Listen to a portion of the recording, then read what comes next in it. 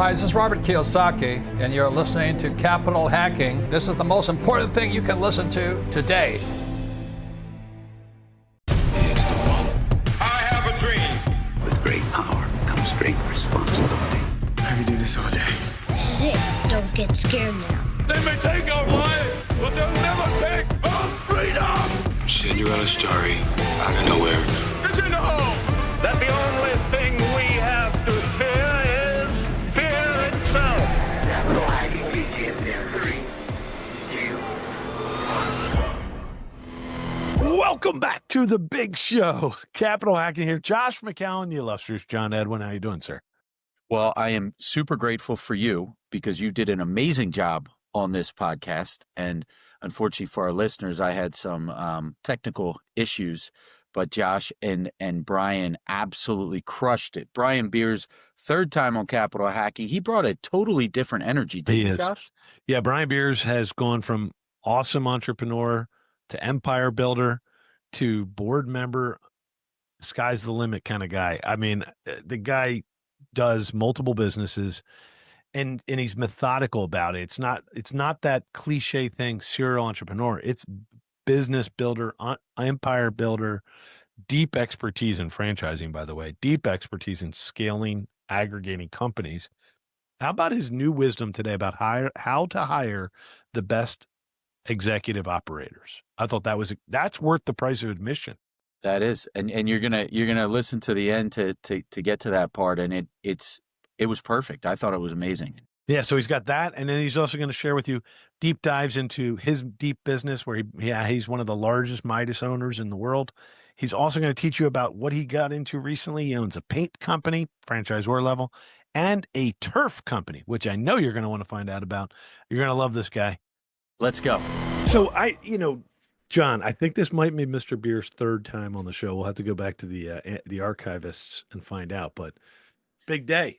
He is a veteran. And Brian, we got to spend 3 days with you at the beautiful Renault Winery last week for the Philly Regional. Thank you so much. It was always good seeing you. And it's great having you back on the show. And, just want to kind of update on all the amazing things that you're doing. Because when I talk to guys that are interested in franchising, I say, hey, a friend of mine, Brian Beers, he does a lot of stuff with that. And they're like, oh, yeah, I listen to his podcast all the time.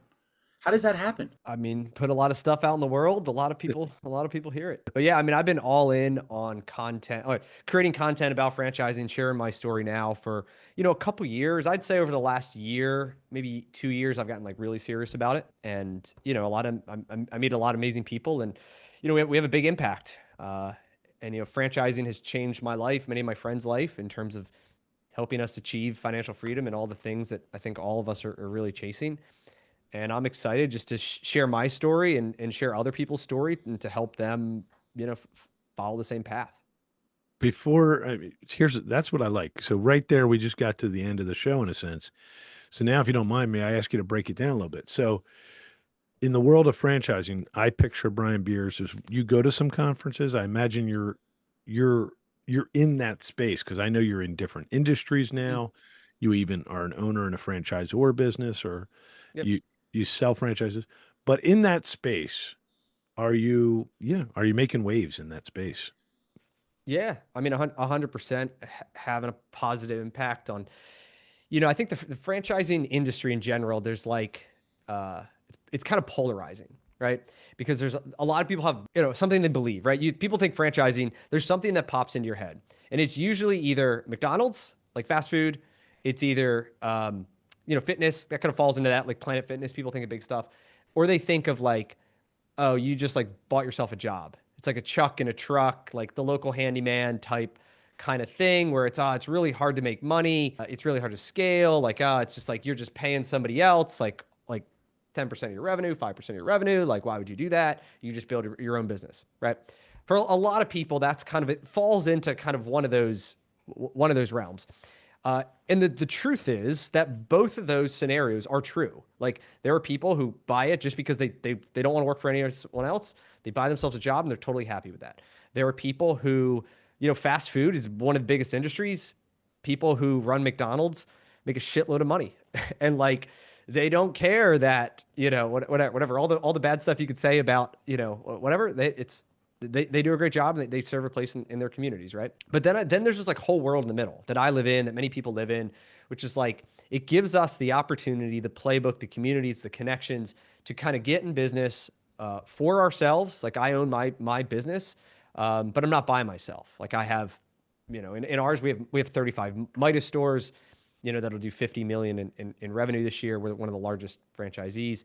We are in a painting business that we're one of the largest franchisees in building kind of from the ground up. I'm in a turf business. I'm an investor in a number of others. And in all of these, we are independent business owners. We are part of this network, but then we're building our business alongside other people to whatever size that we want, right? Some people choose to stay small. Other people, like me, really want to build eight-figure businesses. Yep. I want to jump in real quick because we don't have much time. We always try to keep this to like the 25-minute range, but we have so much wisdom in you that I have to get right to a few questions. So let's talk about the good side of franchising, and then I'll share with you some of the sad sides. Not sad side. So I was at one point completely, still am, a believer in the franchise prototype. I think I learned that from my reading over and over again, E-Myth, Michael Gerber. And as you know, you can see what I'm trying to build in our companies. I'm trying to find a replicable process that we can repeat this process and these successes. The only thing I haven't explored yet, Brian, is, do I sell these in the future? Like, do we franchise some of our business in the future? Mm-hmm. They're more complex than most franchises. Yeah. But I do wonder about that. I wonder about the Chick-fil-A model for me, meaning is it really like we come in and help build out the resort, but then let an independent owner buy their unit, but not really, kind of like for Chick-fil-A. Yeah. But let's not get into all that. You and I can coach us later. Here's the one thing. I saw a guy years ago, about 15 years ago, I'm building somebody's house. I was in the house building business back then. And it was a $7 million beach house, and he was 40 years old. I was like, brother, how do you have enough money in 2006 at 40 years old to build a $7 million beach house? I thought that was amazing. And he goes, well, I never went to college. And I was 18 years old. My dad was disappointed in me. He was a famous financier. And I learned how to do commercial cleaning. And then I learned how to get many, many contracts for office cleaning and commercial cleaning. And then I learned I could just sell the contracts. And then I built US maintenance. Yeah, like, it became like mega successful. And he said it was the 80s, Josh. People would pay you to have a job. And it just was like so revolutionary to me. So that's the bottom end of what you just described. But that can work too, right? If there's some mechanism of the franchisor, let's say like US maintenance in that case, I'm not sure that's a franchise, but the way he did it is he would sell the contracts to you. That has value, right? Because most of the people you and I know, Brian, that know how to do something well fall into that E-Myth strategy of being the tactician or the doer, but very hard to be a great doer and a great business builder. That's right. And so this is the dynamic tension of franchising, is someone else kind of built the system and you can be a doer, but your genius, Brian, is you kind of blended them. You're actually not the doer. There's 100 videos of you who own more Midases than anybody in the country now, and you don't know how to change tires or change oil. You said, I could barely do it. So you're not the tacticianer. You're actually a business builder within a business structure. I think that's your genius, right? And this is what you're trying to teach a lot of people, I believe. Hey guys, it's John Vroman, founder of Front Row Dads, and you're listening to Capital Hacking, the best investment you'll make today. Yeah, that's exactly it. Yeah, I can't fix cars. The most I've ever done is I think I've changed oil maybe twice, and I've changed a couple tires, but that's it, right? And like but that's not my job, right? Like in the E-Myth, whatever, like my job is to hire good, back then it was to hire good mechanics who could fix the car and good store managers who could, sell the work, communicate with the customers and sell the work. But now, like, my job is to hire the leaders who then go out and find, all those other people. Right. And so you become exponentially removed from it. But, I talk about it, like I talk about it in 3 phases where it's like, I do it, which is the first phase, which is like every new franchisee usually starts like in this way of like, they do everything themselves. Like they go to training, they learn the process, they sell it. they really need to understand the business, because you can read about it, but then there's doing it. And so they start by doing everything themselves. Then they get to the we do it phase. And this is now they're working with the team. We do it together. We start to build the business. We look for people who are sponges and who will like soak it up and like follow what we want to do. And then we move to they do it, which is like, now we have this team that doesn't need my help, that they can like take a job from, a lead that comes in and estimate it, sell it, complete it. And I trust that they did a good job. And then once someone can get to like the they do it, then you can have multiple days and you build it. And so that's really what I like try to make a lot of my stuff about, is like that has been my journey of how I've done it. And all the other people that I've seen follow literally the exact same thing. And I think where people make the biggest mistake is they try to skip a stage. They want to start with the we do it. They want to start with the they do it. And they think, all right, well, I'll just like, I got a bunch of money, I got a bunch of experience, like managing people. I'm just going to like hire everybody and I'm going to sit back and let them do it. But like, since you're starting from zero, there's so many things that like, I don't know. I mean, I haven't figured out how to do it yet. I'm trying, but it's like, I know that if I was more involved in all the things that I do, like they would grow even quicker. And so, Well, let's talk about that, because you just got started in the world of turf. yep. Okay. So you're saying here you are, you can now run Midas's at the they level. Yep. You can probably run other businesses at the they level, but did you do that with turf, or did you go backwards?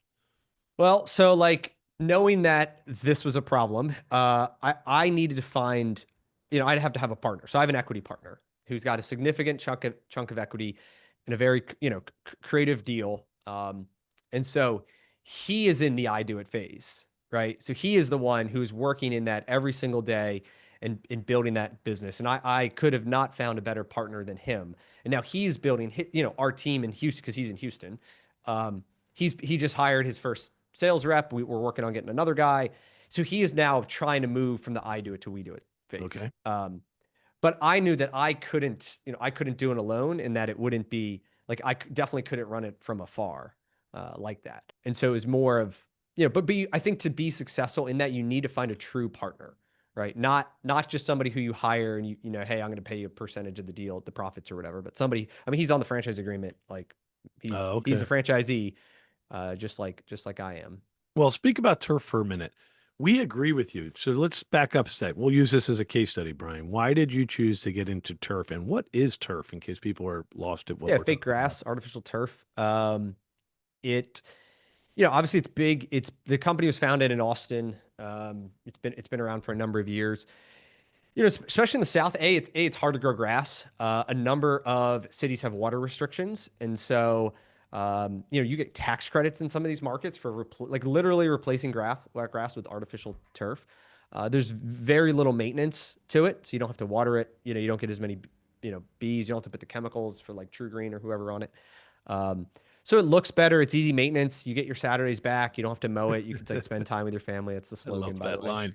Get your Saturdays back with turf. I like that. We also do fun stuff. So we install putting greens, right, and chipping That is pads, fun, and actually. I think we're doing a sand trap on somebody's, and so you go into somebody's backyard and they've got like a beautiful pool, and if you have grass around your pool, like the clippings get in, so they put turf all around like the perimeter of the pool, like around the concrete, and then they put a putting green in the corner, or you have an old play set. Like my kids are young, we have this play set, but when they're old, they won't own the play set anymore. It'd be fun to put a couple 100 square foot putting green right there. I think that's a great idea. We add fun to it too, and it's something that like it's a luxury purchase by somebody who wants to enjoy their backyard. What's the difference? I'm trying to think. What would it be?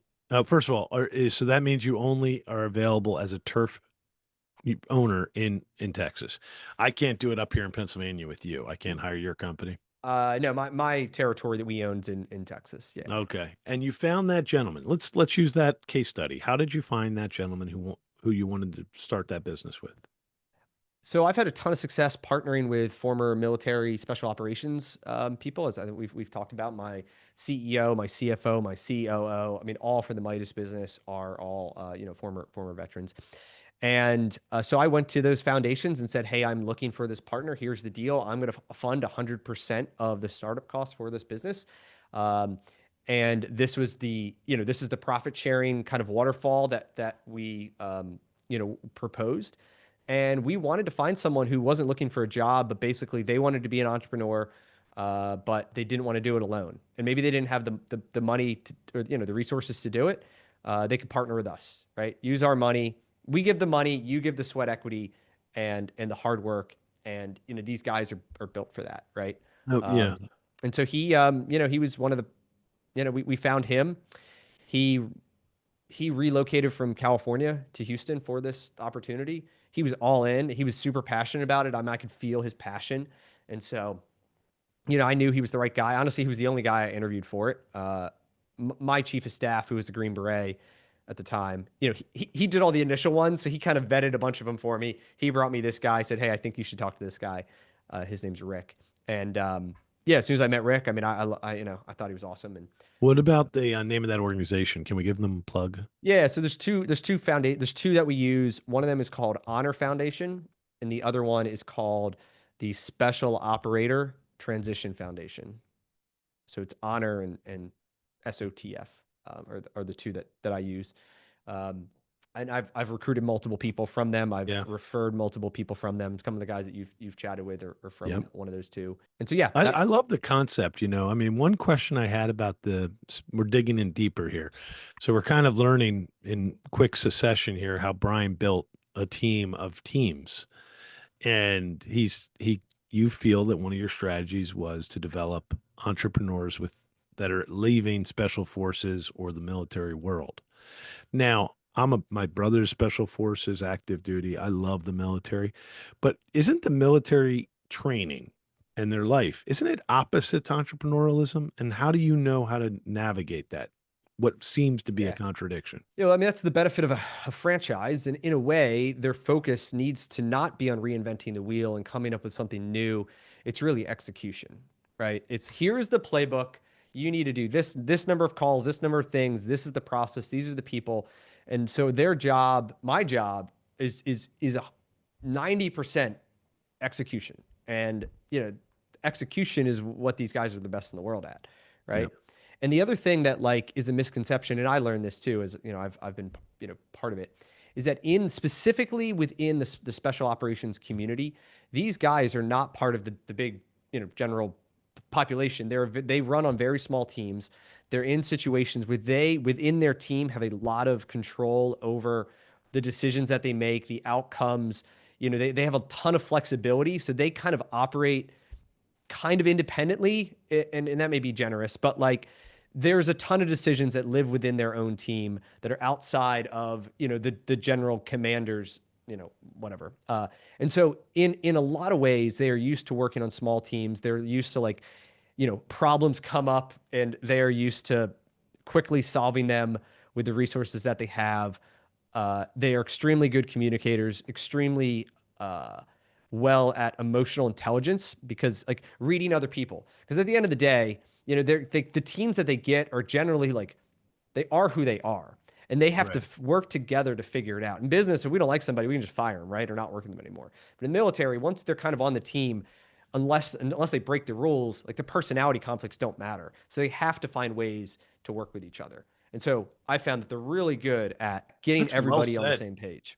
John, what do you think? Well, I love the concept and how you're reintroducing special forces back into the workforce. Yeah, I love it. I love it too. And I got to go to one of those events with Brian. So Brian, thank you for introducing that. Now, and John, you feel free to jump in anytime, buddy. But Brian, would you mind, if you don't mind, for John, we see you, bud. If you could, when were the mental breakthroughs for Brian Beers? Because when I first met you, I was impressed that you were buying more Midases, and you were on a tear. You had acquired and acquired and acquired. And so I thought of you as this kind of almost like a quasi private equity guy. You're thinking outside the box. You're buying, Midases. And it seems like you're not that person from 5 years ago. You're a different mindset. So when did it change, and what's going on? Yeah, I think it changed multiple times. I mean, I think for years, my identity was all that, right? We were going to keep acquiring more stores. I was extremely active in the business. And there was a mindset there of just moving out of the owner operator. I was literally in the stores 6 days a week, to being more of the person who, puts together the teams, to then, then it was like, I always like a challenge, right? I do a lot of what I do, not because, I don't know. I like the challenge is why I do it, right? Even like the social media, building an online audience, like YouTube, all this stuff, like it's fun, but it's also like, it's the challenge of like, I don't know how to do something, but I believe in the outcome that this thing could drive. So I'm willing to like figure it out. And so I think for a while, like the challenge was just like, well, how do I make these stores profitable? Then it was like, well, how do I buy more stores? And then it's like, I figure out how to do that, right? And then it's like, well, how do I replace myself? So I'm not the one with my phone literally ringing 100 times a day, dealing with all this stuff. And then it's like, well, then how do I hire, another guy? So then now I can focus on whatever I want to do, and someone else can completely run this thing. And then now it's, then it's like, whatever. How do I build a social media following? How do I do this? And so like, in a lot of ways, I am, my strength is like, I've got the visionary of like, seeing what's possible and, convincing myself to go ahead and, You do. You really it. do. I mean, you predicted this. I The remember downside is, I'm not really good. Sometimes my follow through is not terrible. Like follow through is not good. Sometimes like I'm not the best like operational, sound person because of that, right? Because I'm always thinking like, well, what's that next thing? And so my challenge personally is like, all right, how do I just find myself people who are really good at that, which are these, for me, the special operations community, who are excellent operations. And then how can I pair that with the visionary of continuing to push, my personal limits of what I think is possible. But you also, at some point, realized social media would be important. And what was your thinking there? Was it to, yeah, like what was the outcome? So back when you first began Yeah. business with beers, where did you want your social media to take you, and where is it today?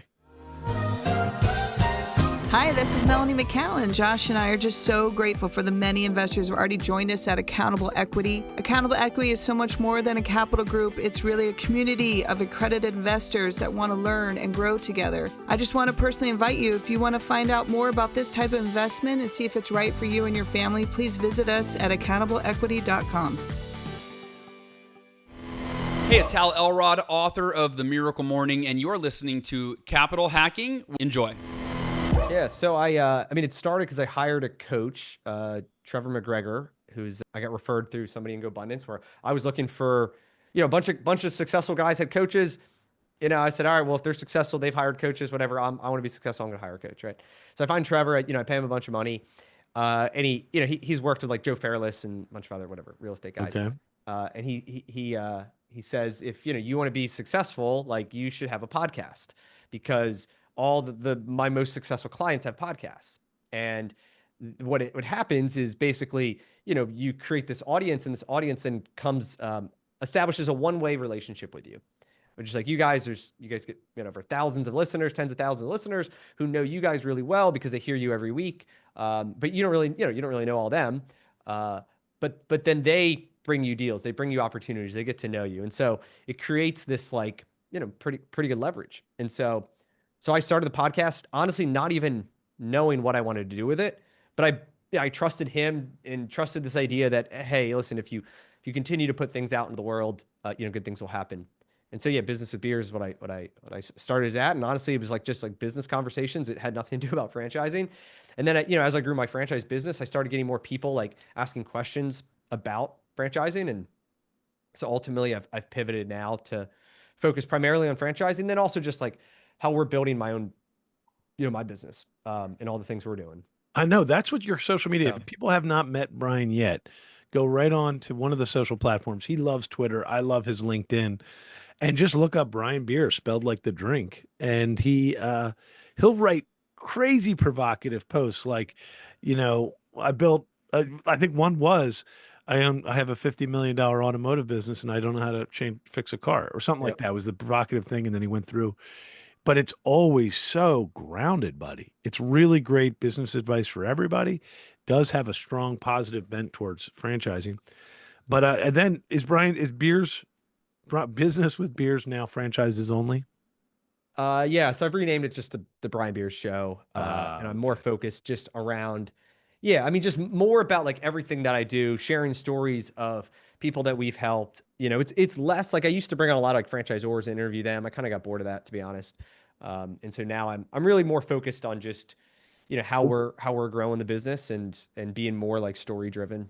What's your leverage going forward? Are you someday, what's the next evolution that's going to It's a good build question. I upon? ask myself that a lot. I'm a couple things. I'm really focused on building a community. So I have a community for franchisees, driven franchisees. It's called 8-Figure Franchisee. Oh, nice. So I'm modeling it similar to GoBundance, where like GoBundance is a lot of real estate focused people. Is like how Yes. is a common connection for many of them.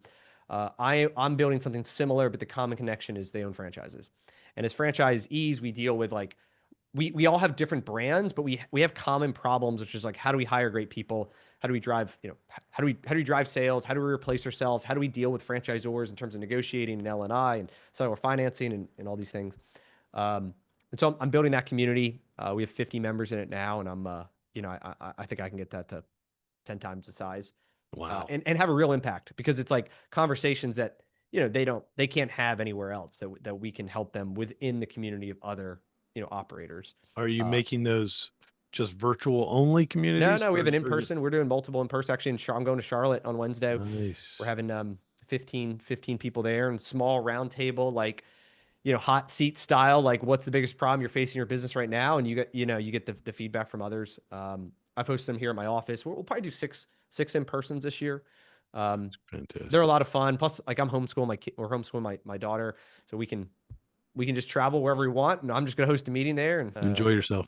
Get paid for it. So yeah, that's a big part. And then I'm doing partnerships with franchisors. So the Waterloo Turf business I mentioned, I'm an investor in them, and I'm on their board. And you own. Okay, so that's interesting. So you own one outlet, Yep. which is what you've just described. And then you plan on buying more outlets, obviously. So Yep. can you get other territories? Or are they all Yep. locked up? No, it's just started. So yeah, we actually just bought a second market. So we have a piece of Dallas and we have a piece of Houston. It's still pretty early though. Yeah, sorry for the extra questions on turf, John. Jump right in if you want. I'm freezing up, so I'm just gonna. Poor guy. He's got the best smile. Everybody who's not watching. John's just sitting there with the frozen internet, but a great smile. Anyway, so here's what, Brian, with the turf, why that turf company? What makes that turf company so special? Hey everybody, it's Robert Helms, host of the Real Estate Guys radio program. And when you're not listening to our show, make sure you're tuned to Capital Hacking. You're going to dig it. So I guess a couple things. One is, I knew the guys behind That's it. important. I had worked with them before. I knew the private equity company that was raising money. I'd been in talks with them, because they were looking to find basically independent companies that they could help turn into franchises. But as part of that, like, a good franchisor should have both components, like industry knowledge and expertise, and they should have people who know franchising. And so they found the people who were industry experts in turf. And so then the second part of that was build a team of people that knew franchising. And so, like, I'm part of that team. Oh, I see. There's another guy that owned, I don't know, he was a franchisor of a very successful coffee franchise in Texas. We have another board member that's also pretty experienced in franchising. And so then that kind of just like helps really ensure there's like a good foundation. For me, a big thing is franchisee profitability has to come first, right? And we didn't talk about any of the bad stuff about franchising, but the bad stuff is that there are a lot of franchisors out there that, not a lot, but there are some that their only objective is to sell as many franchises as they can to whoever can, sign the check. They sell a bunch of units, which looks really good on like LinkedIn and such. And then they basically sell the franchise or to a private equity will come in and pay a lot of money for that, because, if they have 50 franchisees that are bound by 10-year contracts, right? It could be a great business. Now, what happens though is sometimes if those franchisees unsuccessful though, it's really bad for them. Right. And so, and not to say that anybody sells to private equity, it's like, that's the bad thing. But there are some people that go in there with the intention of like selling as quick as they can to get their big payday, and kind of like whatever happens, right? That is like, that exists. And so, my thing was like, for us, what matters is like what matters for me is franchisees have to be profitable. If franchisees are profitable, they will buy more units. They themselves will expand. Other people will want to join, and we want to do it right. And so what that means is turning people away. What that means is like having a ton of capital that they raised on the back end that we have the ability to turn people away, to have a decreasing royalty so that the more sales someone does, the less royalties they pay. Because like me, a big team, Right. I don't need them as much like as the small guys do. So we have that was important to me. They've we have all that in our FDD in terms of decreasing royalties and a number of other things. And so anyway, they believed in the mission that I believed in, and so that was a big part of it. That's why you joined them. Yeah. By the way, just for those who are listening and got a little lost there, that was an eye opener. I bought a franchise after I had that meeting with that gentleman in 07, 06. 2 years later, I bought my first franchise. And what I came to understand was there's the technical expertise. Yeah. And then there's the actual ability to run a franchise or business. You said it so simply, but you're right. It's actually two totally different industries. One is this franchisor business is its own skill Yep. set. It's all about coaching, mentorship, supporting Training. with Yep. marketing, training, Yep. and really may not be specifically good at the technical skill. That's right. And the reverse is also bad. So you're saying this private equity company put two strong teams together is what I'm hearing you say? Yeah. Yeah. And that is like that is like one of the things that, we tell people as part of their due diligence when you have to vet the team, that the team should have both components, industry knowledge and expertise, and they should have franchising knowledge and expertise, especially if they're new. Now, if it's like, a neighborly brand, it's been around for 20 years, obviously the leadership team has both. Yeah. But for somebody who's brand new, I really want to see that they have assembled a team that has both components. Because if they only have industry knowledge, so say they were just good turf dudes, like they knew turf inside and out, they knew how to sell it, to install it, to all the stuff. What they're going to be weak on is like, well, like, how do we create the franchise community? How do we properly vet people? Yeah. How do we find vendors? What can we negotiate with vendors to get our franchisees the best deal? Like, how do we, put the communities together so the franchisees feel bonded to each other, right? There's like, how do we train people to get them to compress decades of my turf knowledge into days of training? So anyway, so part of my vision, to answer your question, is like, I know that there's brands out there that would want me on their team to help, help deliver this message, to help their franchisees become more profitable. And yeah, if I can get equity in these brands and then I can help them grow the right way, there's good upside for me, and I'm helping a lot of people. So. And I guess we have to let you go, but before we let you go, a lot of people are listening. Just like when I asked you to speak at one of our events, everybody was like, I love that talk. This may be the right choice for some people that are ready to become entrepreneurs or take a step toward it. Franchising might be a great thing for them to explore. So why don't we ask you to just tell them, what's that avatar? What's the right type of person who should look at investing in and buying a franchise? And how would you coach them? And maybe you can give out your resources as well. Sure. Yeah. I think, well, it depends, right? Like there are some people who say, hey, I am just looking for something that I could build on the side, maybe with my kids, right? Like I have a great franchise that we do a bunch of deals with, and it's like, it's just like a part-time thing. It's low cost, there's low overhead, it's low risk, it's fun. You get your kids involved, like the whole build a business with your family. That is you're not gonna make millions of dollars, right? But like it might serve a need and be fun and be a stepping stone to the next thing, right? Those exist. But you're not gonna like financially, I wouldn't burn the boats over that. And then there's other options that, we work with a ton of people who are in corporate America. They've made good money. They're making 150, 200, maybe 300 grand a year, but they feel they're at the top and they feel like I could do so much more.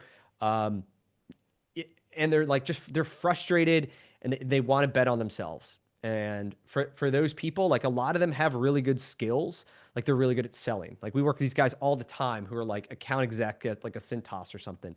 The guy makes 300 grand a year, selling millions of dollars of contracts, is excellent. And like if we got him into a business that was like a high ticket, whatever, let's say he's gotten into turf, and he gets into turf and he's out there selling $10,000, $20,000, $30,000 projects.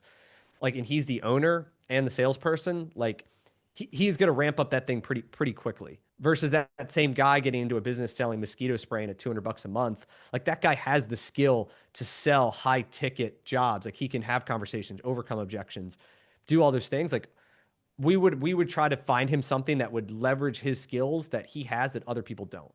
Yeah, it's beautiful. So anyway, they can go to my website, brianbeers.com. I have a free guide. It's like it's called the 8-Figure Playbook. So it talks about how I built our business to over 8 figures and provides some things. And there's links through there if they wanted to book a call with our team. And even on social media, including YouTube, it's Brian Bierce. Yeah, Brian Bierce with an Brian, and you'll find me with an orange background probably. Man, And, so good. Yep. It's so good. And you're, we didn't talk about it, but you're becoming quite a successful YouTube influencer in this space. And I'm proud of you for all the things you're doing. John, how's your internet? It looks okay at the moment. Brian, you did amazing. I heard most of it. Unfortunately, I couldn't ask questions, but Josh knocked it out of the park with the questions, and you knocked it out of the park with the content. Thank you. Thank you, brother. Can't wait to follow up with you again, Brian. Thanks for being part of the community here. We love you. Cheers. Damn straight. We just got buddy. We got to the end of another great show, and everyone listening right now, you're the family and friends. Thanks for staying till the end. That was so fun. And hey, hit the like, hit subscribe. We're here to serve you guys. That's why we're doing this show. Josh is not paying me. I'm doing this off of my quote unquote sweat equity because we want to make a difference in your life. And then that ripple effect will continue to touch the world. Hey, amen, brother. Please check us out on capitalhacking.com, all the social media threads. And yes, I know you've probably already sent this episode to one of your best friends. Thank you. We love you. Just go right into your iPhone, hit the plus symbol. We'll talk to you later. See you next week. Share.